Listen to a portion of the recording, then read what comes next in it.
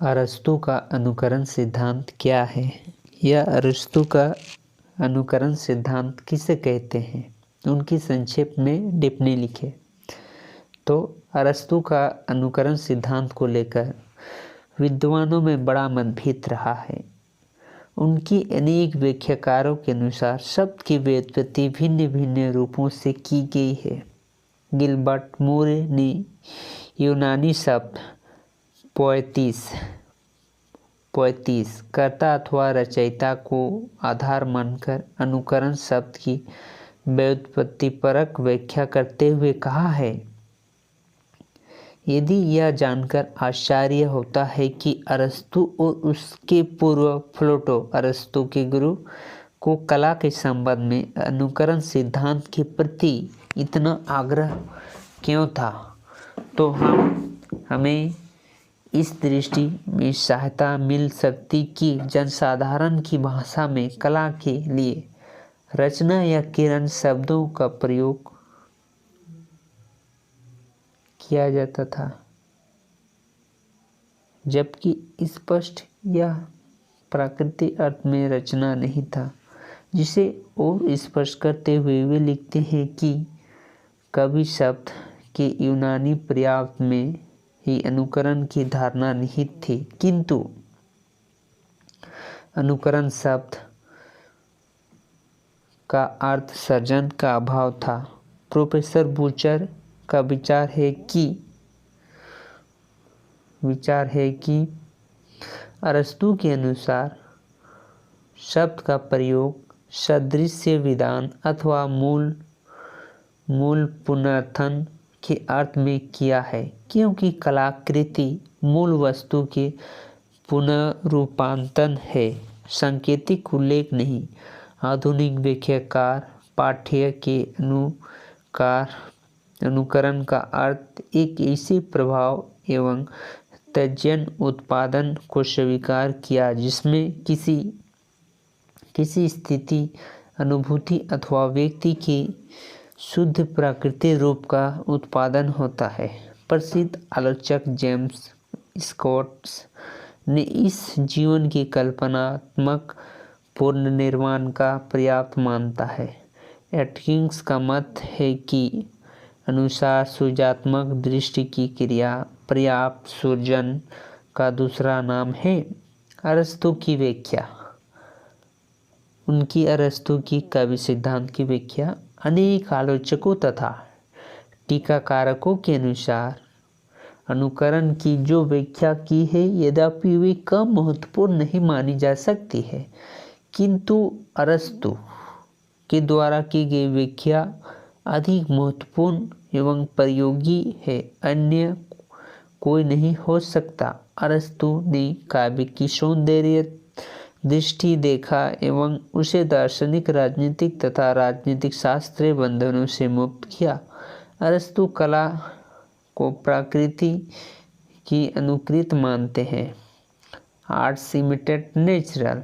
अरस्तु ने प्लेटो के समान संसार की जो नकल को अनुकरण के रूप में स्वीकार नहीं किया है, बल्कि वे जगत के बाह्य, स्थूल तथा गोचर रूप के साथ साथ मनुष्य की भाव जगत अर्थात काम, क्रोध, लोभ, मोह, कल्पना आदि को ही प्रकृति का रूप मानते हैं तथा यह भी स्वीकार करते हैं कि अनुकृत की प्रक्रिया के अनेक दोष एवं अभाव कला के द्वारा ही पूर्ण किए जा सकते हैं। उनका अभिमत है, generally billing arts partly completed and natural can be beginning to a finish or partly imitate her।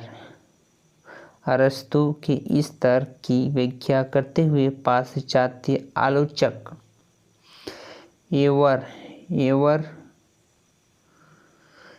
क्रॉम्बी ने लिखा है, अरस्तु का कथन था कि यदि कविता प्रकृति का केवल दर्पण होता तो वह हमें उनसे अधिक नहीं दे सकता जो प्रकृति देती है, परंतु तत्व का यह है कि हम कविता की आस्वादन इसीलिए करते हैं कि वह हमें जो प्रदान करता है वह प्रकृति दे नहीं दे सकती।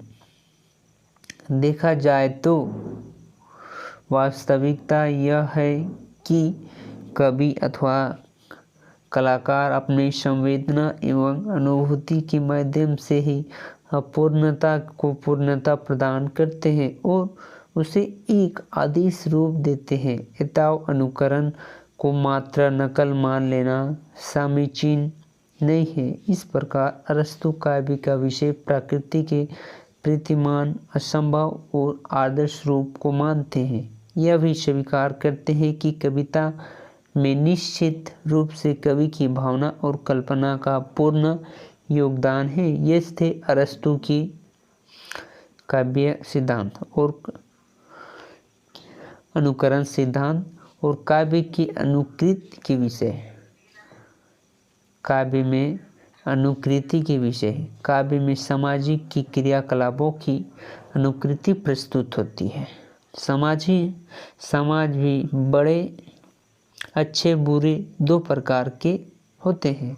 यह विभाजन नैतिक आचरण के आधार पर किया जाता है, जिसका विभेदक तत्व सद्वृत्ति एवं दुर्वृत्ति होता है। इससे यह निष्कर्ष निकलता है कि काव्य कृतियों में तो श्रेष्ठतर व्यक्तियों के कार्य व्यापार प्रस्तुत होते हैं अथवा हीन व्यक्तियों के। काव्य की त्रैसती एवं कामती में नैतिक रूप से हीनतर स्वरूप का चित्रण किया जाता है और त्रैसदी में भव्यतम चित्रण होता है। इस प्रकार इन दोनों ही रूपों में मानवीय क्रियाकलापों का अनुकरण होता है।